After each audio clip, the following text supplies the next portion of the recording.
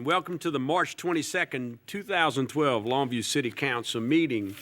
Tonight, our prayer and pledge will be led by James Thomas, who's a fourth-year Bible student at Texas Baptist College in Longview. Would you please stand? Let's pray. Dear Heavenly Father, thank you for the opportunity to come here, Lord, and I want to pray for the men and women here who are here to lead our city here, Lord. Thank you for the great city that we have here in East Texas, and help us to get through today. Help with everything, all the decisions to be made in your honor and your glory, Lord. And Lord, help us have a great day and a great weekend and a great year ahead of us, Lord. Lord, we love you. We thank you for everything you've done for us. In your precious name, amen. Amen. Join me in the Pledge of Allegiance. I pledge allegiance to the flag of the United States of America and to the republic for which it stands, one nation, under God, indivisible, with liberty and justice for all. James, thank you very much for being here. Thank you. We appreciate it. Okay, council, citizen comment items are first. The first card I have is Patrick Williams. Yes, sir. You want to come up to the mic up here, Mr. Williams? How are you doing today? I'm fine. How are you, sir? Oh, man, it's all good. Good afternoon to the mayor and the city council. My name is Patrick Williams, and I'm here to discuss the Southside Development Program.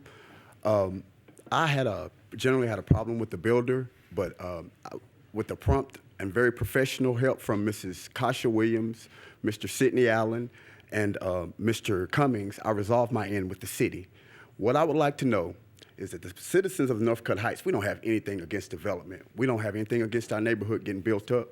The only thing that we have a problem with is builders who take advantage of that opportunity by getting the free permits and building and destroying other people's yards, parking in other people's yards without permission, and pretty much essentially trying to get people to get their land to them for their benefit.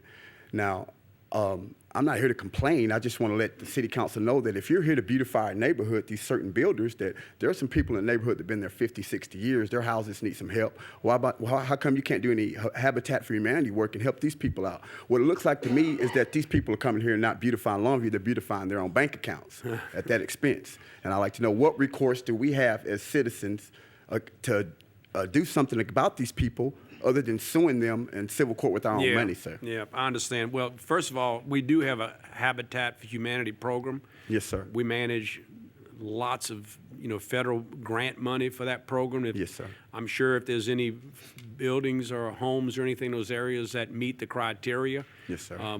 We should be aware of that, Ms. Hill and Kevin, to make sure. And you just said it right at the last. The only avenue is civil, and quite frankly, and just being honest with you, that's what it is. Does anybody know the number to Judge Mathis? Yes. Yeah. Thank you, Mr. Mayor. Thank you for being here, and I'm glad that our city council lady Kasha She was very Williams professional. and also Sidney got Mr. out Allen there, also. and Yes, sir. that's our job. But hopefully we'll do a better job in the future. Thank you, sir. Thank you, sir. Cornell Cooper Jr. I'm here to address some of the same things he just finished with, but only it's about some apartments, talking about putting some apartments about 500 feet down from my home. I know what apartments bring. They bring a whole lot of crime. In my neighborhood where I live, I'm the only one on this street. 500 yards down from my house, apartments. And it's supposed to be homes built, they're not apartments. Building zones. But they talking about putting some apartments right down the street from me, 500 yards from my house. Go ahead. I live on Yale Street. And they talking about on Harvard, In Harvard. Yeah. and they talking about putting some apartments down there from me. I'm the only one live on this street. But they talking about bringing crime in, because that's what apartments bring. I done lived in Dallas, apartments. I done lived in home up there from apartments. My home get broke in and stuff. I've been in that neighborhood a long time, own a home over there. But they talking about putting apartments in there down from me. Okay, just a second. Ms. Cummings, you know of some project? I mean, he's Harvard. Mayor, honestly, I do not know that project off the top of my head. I was trying to look at it on the phone to try to get Well- an idea of where we were talking about. I'm just wondering what Mr. Cooper's source of information is. Who's telling you that the apartments are coming in there? Half the neighborhood, the development they're building homes over there and stuff, gonna be apartments over there. Development, the ones that's building all the houses over there are gonna be apartments over there. Okay, the process, Ms. Cooper, is if someone's coming in to do a project, I'm sure that they're probably gonna have to get, depending on that area, probably a rezoning in order to get that project done. So the neighbors have the opportunity, when you're notified about the project through the Planning and Zoning Commission, you have, and your neighbors have, the opportunity to come to those meetings, okay? Once it leaves there, once it leaves Planning and Zoning, if it passes, okay, it comes back to the council, all right? So you're gonna have several opportunities to voice your opposition to any project down there. The only problem is right now is that nobody's aware of the project, and let's, Well, he talking about, excuse me, sir, he talking about building apartments there. I'm talking about developing himself. Talking about that's what he gonna do over in that area. I'm gonna file a civil suit because Okay. I've been there long. well, that's And the person just come trying to walk over me and stuff. And like I said, No, it that's ain't your, right. that's your absolute right, but You're I'm just right, saying it that ain't we're right. not aware of that project, but we're gonna look into it and see. It just hadn't 'Cause gotten. It ain't right. Okay. I pay taxes, been But, paying but taxes just, there. but just understand, your right as a citizen before you go to civil court is you have the opportunity to come before the Planning and Zoning Commission, because they're gonna notify you.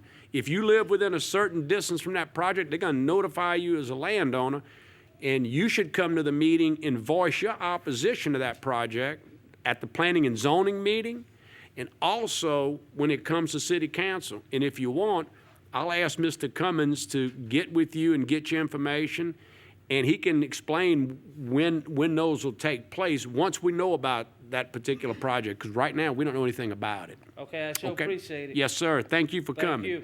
Okay. Vic Verma. Vic, you're getting to be an old regular up here, buddy. I mean, are you looking for, Thank you, Mr. Mayor and members of council. I'm here in my role actually as I'm a civil engineer, and I'm here in as my what, role- I'm sorry? I'm a civil engineer, Oh, okay. and I'm here in my role as the vice president in charge of legislative affairs for the Texas section of the American Society of Civil Engineers. I just got back into town approximately 3 hours ago from Washington, D.C. I was there to do infrastructure advocacy for our society. In particular, I was advocating for the multi-year surface transportation authorization that's currently being considered in Congress. The United States Senate has passed a 2-year bill, about $109 billion. The House of Representatives is considering a 5-year bill, which is about $260 billion. The current extension, which is the 8th extension since 2009 when the last multi-year bill expired, expires at the end of this month, March 31st. So if another extensions grant is required, that will be the 9th extension. The funding doesn't really change when we have extensions, but our planning does. And so on the surface, an extension doesn't sound like a problem, but having a multi-year bill will allow us to plan for projects, which allows for capital expenditures. Those expenditures could be made because we know what projects at the federal level, but that goes down to state and local levels, what projects will be coming up in the next 2 to 5 years. Also, it's additional hiring. The companies can hire people both in the construction industry, the engineering industry, contractors in general. So that's helpful. Really, it's a transportation bill. Our infrastructure is crumbling here in the United States, to be honest, and we need a lot of investment. So that's the main reason we advocate for it. But I'll also add, there's really no better jobs bill around. So with this in mind, I'm urging council and our community to call Congress, really in particular the House of Representatives, because they have yet to pass a bill. The Senate has. Because we would like to get a bill passed by March 31st so we can avoid another extension. good for our country, and it's good for our community. And Okay. I also wanted to take a quick moment to talk, still talking about infrastructure. I know that the East Texas Corridor Council has undertaken an agreement with Amtrak for study on high-speed rail, I believe up to 79 miles per hour, and I think that's a great thing for our area. It's a great potential investment for our area, and I wanted to thank Cassia Williams and Darrell Williams for their roles on the Corridor Council and for leading the way on transportation issues in general in the area. Thanks. Okay, Vic. Thank you, sir, for being here. Donald Wells. How you doing, Mr. Wells? We missed you lately. You didn't pronounce my name right. Well, what is it? I can't read your Donald. writing. Donald. Mr. Webb. Okay. I got the Donald down pretty good, didn't I? Here you go. There you go. All right. I hold here Constitution of the United States. I've been in the service, I was in service for 4 years, and there's things going on in this country that concern me. Dr. King understood the Constitution. In fact, he believed in the First Amendment and the 14th Amendment. I seen our president on TV a few days ago campaigning. He said something about don't leave no child behind, but he didn't say nothing about 2009 when he closed the Charlotte School in Washington, D.C. Those children came from a poor school. And once their mothers enrolled them in this school, this Charlotte School, they did better than anybody ever thought they would do. Once President Obama found out about it, he took a pen, signed an executive order, closed that school down. 2010, I was reading a news article about abortion. 60% of the babies in the state of New York was aborted. Those 60% was black babies. Dr. King told us to move on. We cannot move on when we destroy our future. In 2011, I seen something. In December, President Obama had a meeting with black men and black women that was concerned about the high unemployment rate that black people face, 25%, I believe. They asked him what he was going to do about it. He told them to stop whining. That is not leadership. I wish our black people would wake up, start back trusting in God and having faith. I'm praying, I'm asking the church. We need to stop killing our babies. It don't make no difference whether it's one baby. It don't make no difference whether it's black or white. Somebody needs to tell these preachers that these babies is a gift from God. Somebody needs to tell these preachers that baby have a spirit. Somebody needs to tell somebody that before that baby was even conceived, God knew about that baby. Somebody needs to tell somebody that Jesus, the same God that died for me, everybody in here, he also died for those unborn babies that are being murdered in this country. Thank you. Thank you, Mr. Webb, and surely understand. And only thing I can tell you about some of what you talked about tonight, there will be another election in November, so just, stand by your principle. Okay, Council, I don't have any more speaker cards this time. Next item is a presentation item, presentation to the Longview City Council of the Heart and Stroke Healthy Cities Silver Award. We have Mr. Lewis West, the Texas Council on Cardiovascular Disease and Stroke.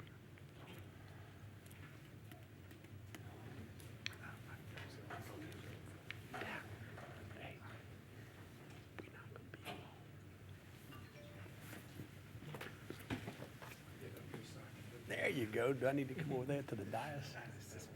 Good, okay. You sure you want me to come around? Let me come around.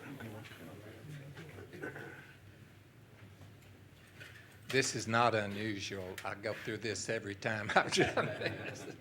Except you can get to you. Some of them are way out there and you can't really? get to them. Well, they built this special dais up here for us so we could use it. Well, it's my privilege to be here this evening to give this award to you as for the city of Longview. And I'm going to read it to you.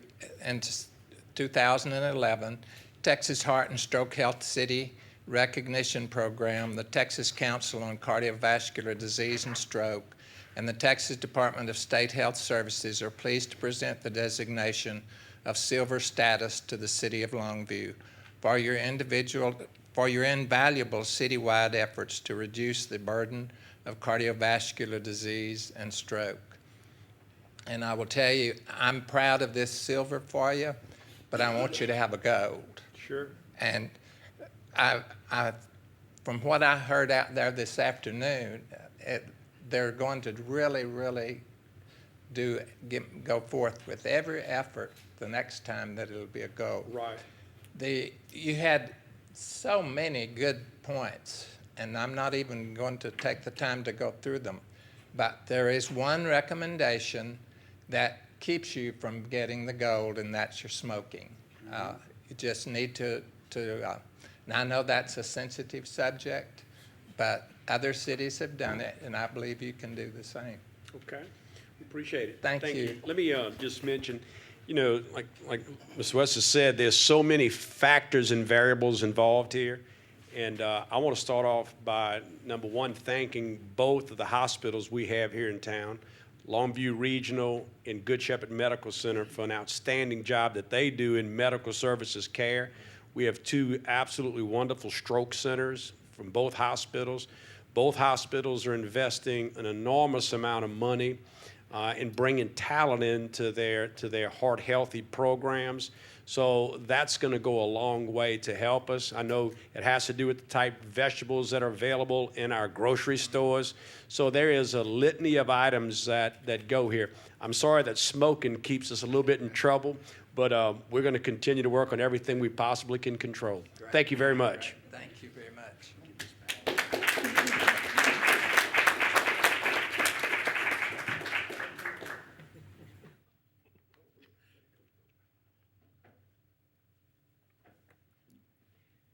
So let me back up a second. I didn't have this card earlier, but we had a speaker card. Is it all right if we back up one spot? I had Dora Lee Bennett.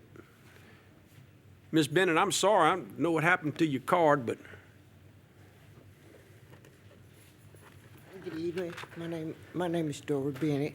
I live at 1100 South 14th Street. It's been 4 years and 3 months. Okay, other day when it was raining going on, I do volunteer work. When I got off to come home, I couldn't find the way to turn because of water coming up here. Water can't go up here, but all that water from the right, up on Level Street, that when that water come down, it come on the property. Right now, y'all welcome to come out there and see how silky it is, because the trees and rock begin to shake. Ms. Dorley, you came and talked to us before. And Roland, Yes. would you come forward for just a second? Not to put you on the spot, but I just want to make sure.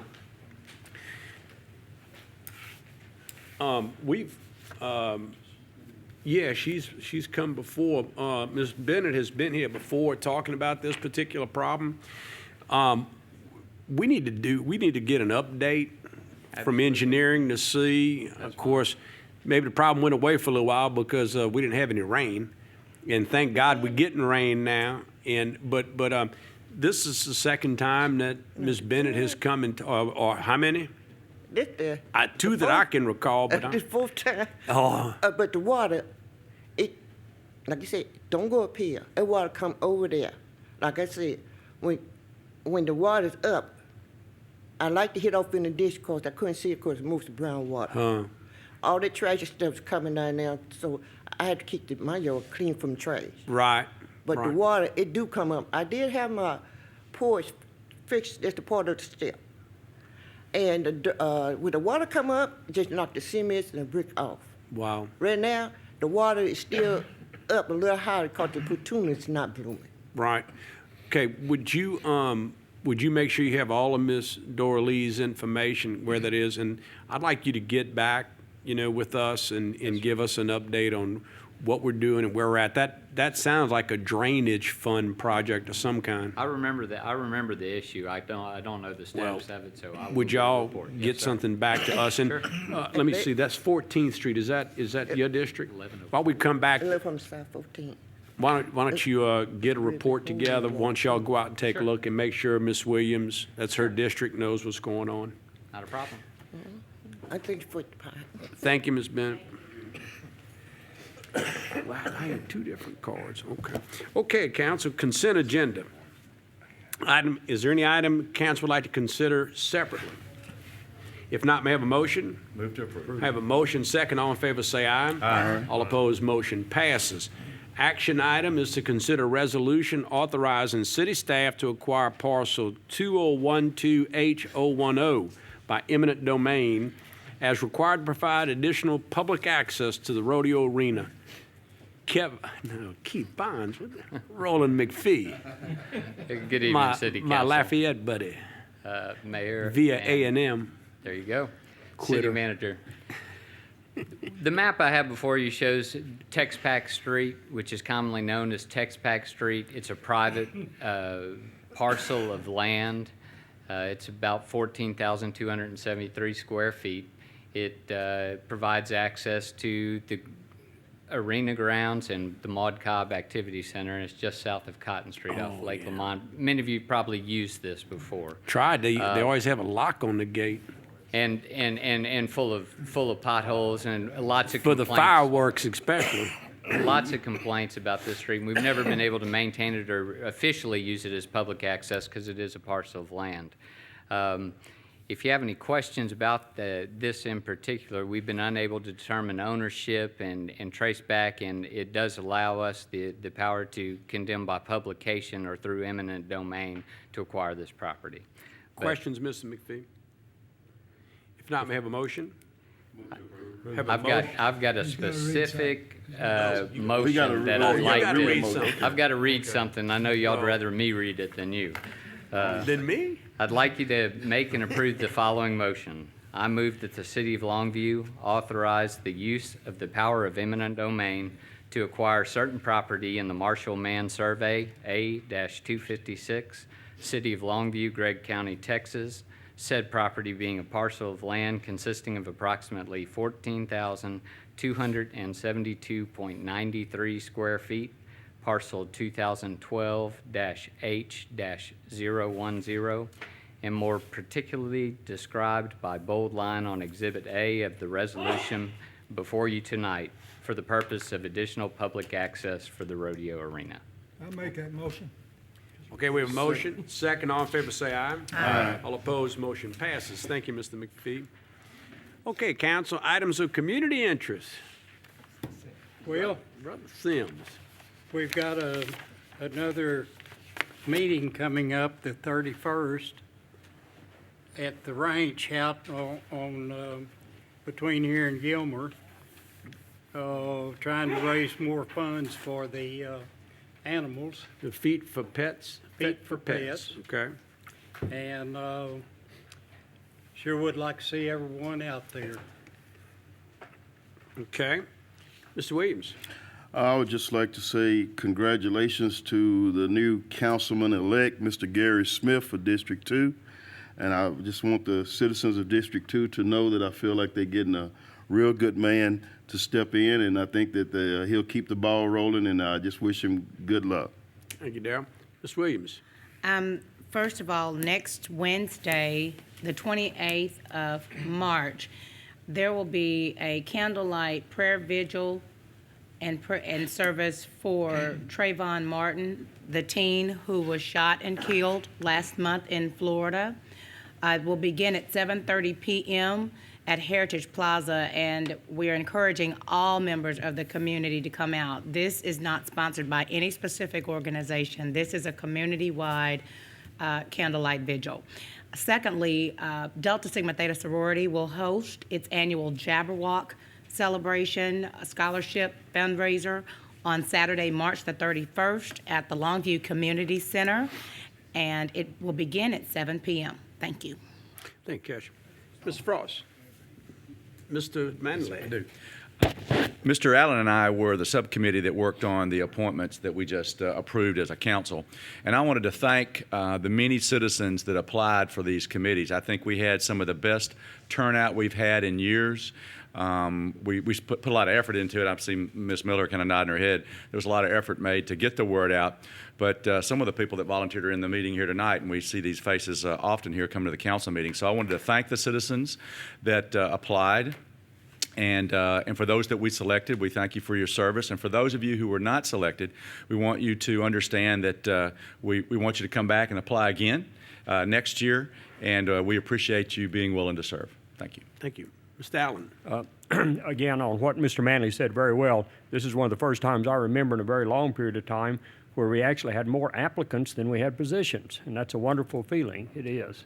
Lots Yes. and lots of new applicants, Yes, too. very much. That's great. And looking outside at the weather, it's absolutely wonderful, and I can't figure out why we haven't got people at the city limits waiting to get into Longview as beautiful as it looks today. As long as you're not jogging out there looking like Richard Simmons, maybe that'll happen. Well, I won't do that. All right, I'll do that. Hey, my good.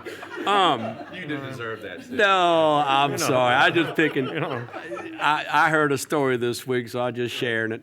No, but I want to thank both you and Richard, guys, because I know, it's a tedious process, and when used to be all of that would come to council. I think Darryl, I don't know if that had been changed when you started on the council, but I can remember that appointment deal turned into a political football, and it sat going back and forth. And of course, the reason that we set up the committee to review and go through, I think most everybody here has served on that committee, was to sort of take the politics out of it and let the best potential candidates be selected. And so I compliment y'all on doing a job for the council. Thank y'all. The staff deserves a lot of credit. Yep. They did an enormous amount of work. They presented all the information there to us. They had all the applications organized, alphabetized. It was just very well done. So Ms. Miller and Judy Atkinson deserve a lot of credit. But I understand, let me make sure I understand though, even though, say, somebody wasn't selected this time, their application doesn't go away, correct? I mean, their application is still on file. It is on file, but we are asking, we're going to send an email to all the people who weren't selected this year, and we're going to ask them to resubmit one in case they want to change their mind and ask for a different committee. So Okay. they have between now and next March the 1st to submit that application. From now to March the 1st, everything will remain on file and will be reviewed at the next appointment Okay. process. Because typically the way it works, if everything comes down equal in terms of the applicant, the oldest applicant or who's had their application in the longest is chosen. So And that was the case this year as well. Okay. The older Well, applications were reviewed and I know we've all pleaded to the public to get involved and we want to continue to do that because again, it seems like sometimes on some of the committees, it's the same people that are, applying for the positions and we want a good, diverse group of citizens to, to serve on those committees. So thank you also, Mary Ann, for your help. Go ahead. Can we do that, though? I would like to see us keep those applications if possible. Well, no, what she's going to do, she's going to contact and make sure that if they didn't get selected, that we do. But Because reapplying can sometimes we lose people. I know. I would, what we've always done in the past is those applicants stay on file. Okay. Unless something's changed. I think I understood her to say she just was going to give them a chance if they wanted to change their mind on what On they what wanted to apply committee. for. Is that correct? Is that But what it it's was? going to stay on Okay. file, correct? Right, Yeah. it will. But Yeah. if they want to apply for a different board or Right, commission, then they're going to Right. have to go through. And she's gonna give them a the chance. Yeah, process. because you're right. I mean, trying to get applicants to come back and refile, that is pretty tedious.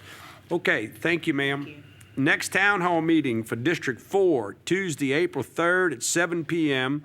The location is the Winterfield United Methodist Church at 2616 Tryon Road.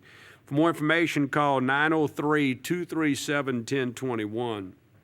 The citywide cleanup Tire recycling, electronics recycling, and light bulb exchange will be held on Saturday, April 14th from 8 a.m. till noon at the Longview Public Library.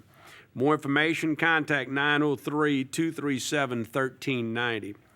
Leadership Longview and East Texas CASA are giving away a 2012 Altima from Patterson Nissan. Only 500 tickets will be sold. Tickets are going fast and can be purchased from the East Texas CASA 903-753-8093. Get your tickets now, please. Also, the Farmers Market. Farmers Market opens up for the first time, as I understand. That'll be this Saturday, March the 24th at 8 a.m. And what I understand is that it'll be open until until all the vegetables, everything's gone. Okay. All right. Also, as Mr. Simmons pointed out, the Fit for Pets, I better correct that, Feet for Pets, will be held on March the 31st at the Flying Feathers Ranch.